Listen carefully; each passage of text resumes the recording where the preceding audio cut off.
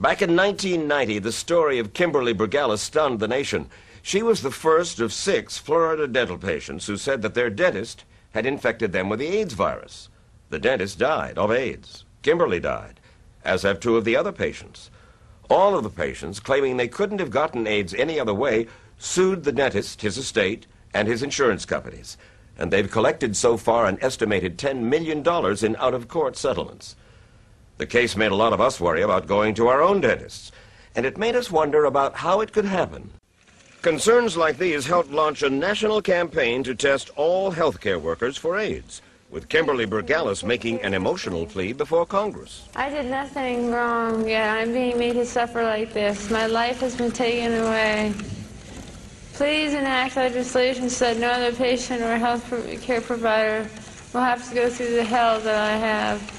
At that time, I was the chief professional advisor for the largest dental and medical catalog supply company in the world, Henry Schein, Inc.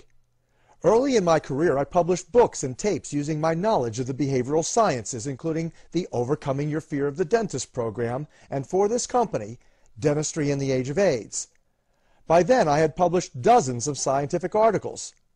Because of this case and my background, the company sent me on a lecture circuit between 1990 and 93 when I personally trained nearly 30,000 healthcare professionals in the psychology and clinical practices of infection control.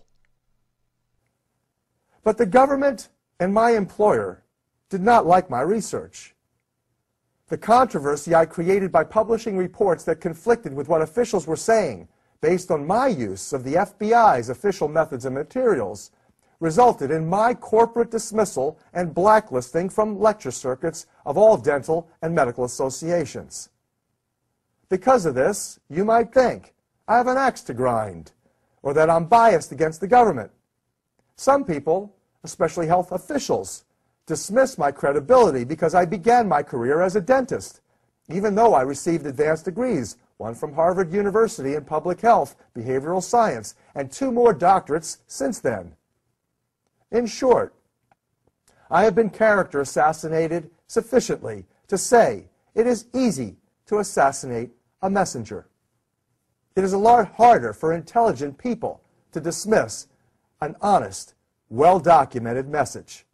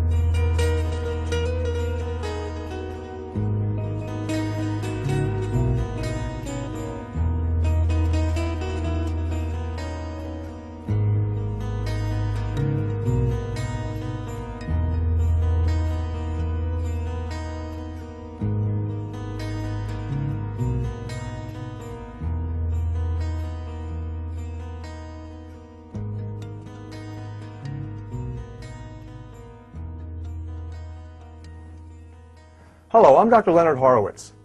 What you are about to watch is a documentary critical of the roles national leaders, trusted medical doctors, and the Central Intelligence Agency have played in advancing the war on cancer, the war on AIDS, and now the war on bioterrorism.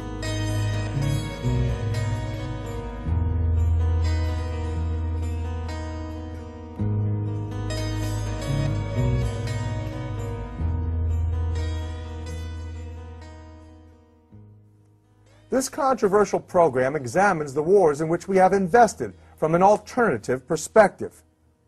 The purpose of this film is to help explain how and why we have technologically advanced yet declined in health, freedoms, and quality of life.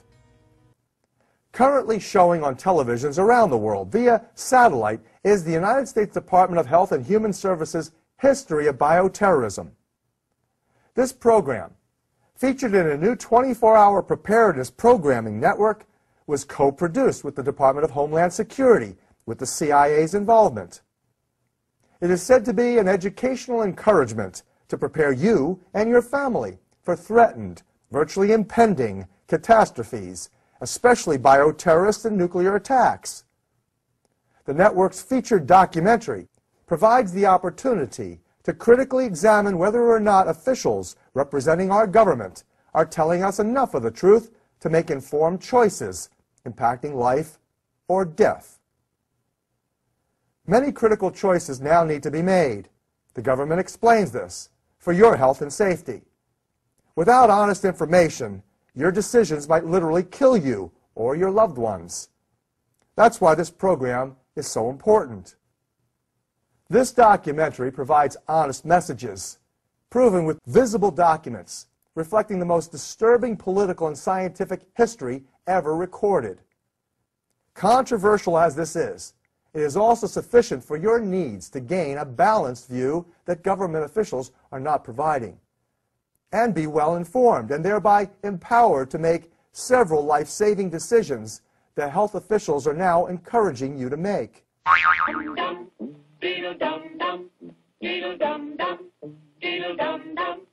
There was a turtle by the name of Bert, and the turtle was very alert. When danger threatened him, he never got hurt. He knew just what to do. He ducked and covered, ducked and covered. He did what we all must learn to do. You and you and you and you, duck and cover. Be sure and remember what Bert the Turtle just did, friends, because every one of us must remember to do the same thing. That's what this film is all about. Duck and cover. This is an official civil defense film produced in cooperation with the Federal Civil Defense Administration and in consultation with the Safety Commission of the National Education Association.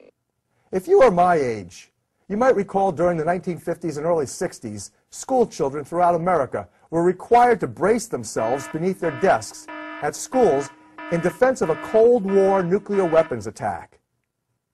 I remember as a child how completely absurd this was in the event a nuclear bomb were to explode within 100 miles of my classroom, as I was shown repeatedly the devastating effects relayed by television and movie theater newsreels. The waves of destruction spread hundreds of miles around Ground Zero, leaving nothing but ashes and debris. Only recently did I learn that those civil defense procedures were generated by nuclear weapons industry leaders in collaboration with our elected officials, who pledged this defense of our nation was required to maintain the world's balance of powers, economic stability, and military might. First, you'll have to know what happens when an atomic bomb explodes. You will know when it comes. We hope it never comes, but we must get ready. It looks something like this. There is a bright flash, brighter than the sun, brighter than anything you've ever seen. If you were not ready and did not know what to do, it could hurt you in different ways.